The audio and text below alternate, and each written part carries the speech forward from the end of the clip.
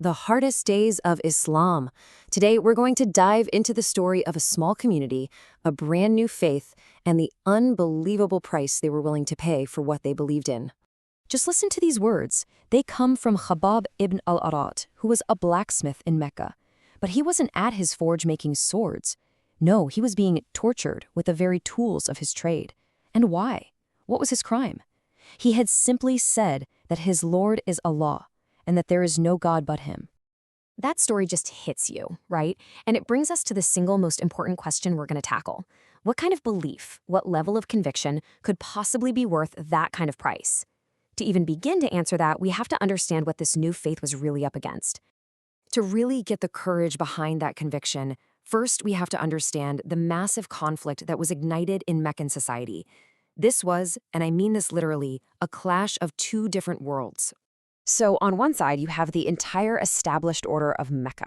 We're talking a rigid system built on tribal power, worshiping ancestors, and man-made rules that basically let the powerful do whatever they wanted.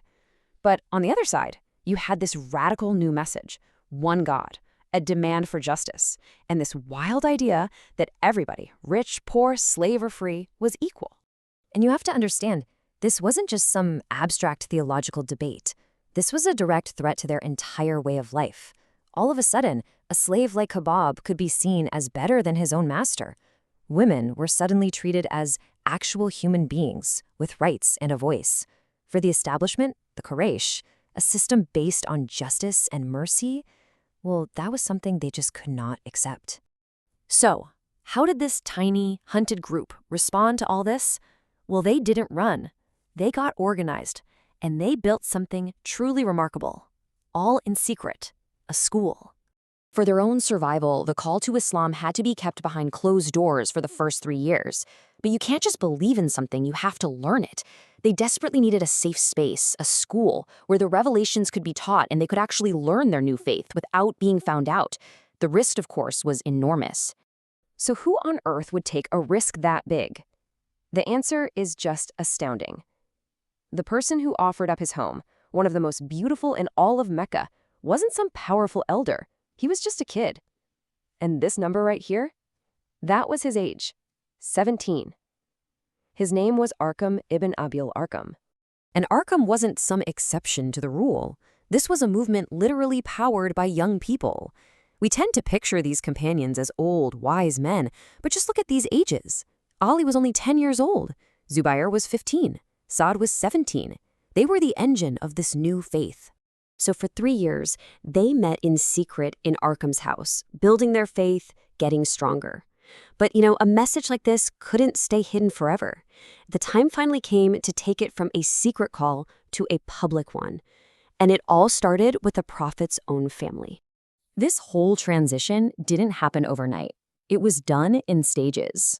First, you had this secret meetings in the house of Arqam. Then, a private declaration to the Prophet's closest family members. And finally, it was time for the big one, a public proclamation for all of Mecca to hear. The moment it all went public was incredibly dramatic. Suddenly, a cry of Ya Saba, which was basically an emergency alarm, rang out from Safa Hill.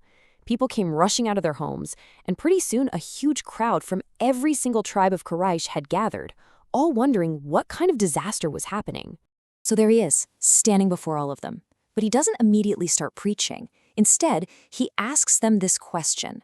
Now, they had known him his entire life as Al-Amin, the trustworthy one. So their answer came back as one voice. Yes, of course we'd believe you. He established his credibility, and only then did he warn them of a much greater danger and invite them to believe in one God. As you can imagine, that public announcement unleashed the absolute fury of the Meccan leaders. They launched this intense pressure campaign, not just on the Prophet himself, but on the one person who was protecting him, his uncle, Abu Talib. And this, right here, set the stage for a true test of an unbreakable will. The leaders of Quraysh went straight to Abu Talib with an ultimatum. Either you stop your nephew, or we're going to fight both of you until one side is completely destroyed. Abu Talib, this respected old man, was just torn apart. He loved his nephew deeply, but he also felt this heavy loyalty to his tribe. He was so distressed, he went to the Prophet and basically begged him to stop. So now he's faced with losing his only protector. But the prophet didn't even flinch. He gave this absolutely iconic reply, making it crystal clear that no amount of power or earthly reward could ever make him give up his mission. Seeing his nephew's unwavering resolve, seeing his tears, something inside Abu Talib just snapped. His own hesitation completely vanished. He was so moved that he did a total 180, telling his nephew to keep going and vowing, "By Allah, I will never hand you over to anyone." When they couldn't break the prophet's will, and they couldn't get past his protection, the Quraysh just escalated. They turned their brutality directly on his followers. And this began a period we can only call faith under fire. Take what happened one day near the Kaaba. Abu Bakr just stood up and started to speak about the new faith. The response was instant, and it was savage. A mob swarmed him, beating him without mercy. A man named Utbah kicked him so viciously in the head with hard shoes and rubbed his face into the ground until he was just left there, unconscious, soaked in blood and sand. It wasn't until that evening that he finally regained consciousness. But think about this. After being beaten to the very brink of death, what were his first words? They weren't about his own pain. They were a question about the safety of his friend, the prophet. His only thought was for the messenger. An attack like that sends a very clear message. If you profess Islam in public, you will be met with extreme violence.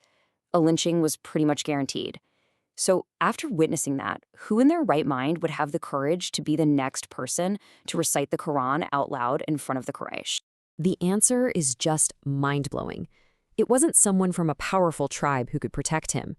It was Abdullah ibn Mas'ud, a man described as maybe the weakest among all of them. Knowing exactly what could happen, he stepped forward, went to the Kaaba the very next day, and recited the Quran with a loud voice until he too was beaten down. It was like persecution just made their resolve even stronger. All of these stories of torture and pressure and this unbreakable courage, these weren't just random acts of suffering. No, they were part of a process. They were forging a community, and it was all leading to the dawn of a completely new era. You see, these hardest of days were never the end of the story. They were the foundation. Every single act of sacrifice, every moment they stood firm in the face of that brutality, it was like they were laying another stone in the base upon which a global community would one day be built. And that really leaves us with a final question to think about. These first believers, they went through trials that are almost impossible for us to even imagine. Their faith was tested and proven in the hottest of flames. So what could possibly be built on a foundation that was literally forged in fire?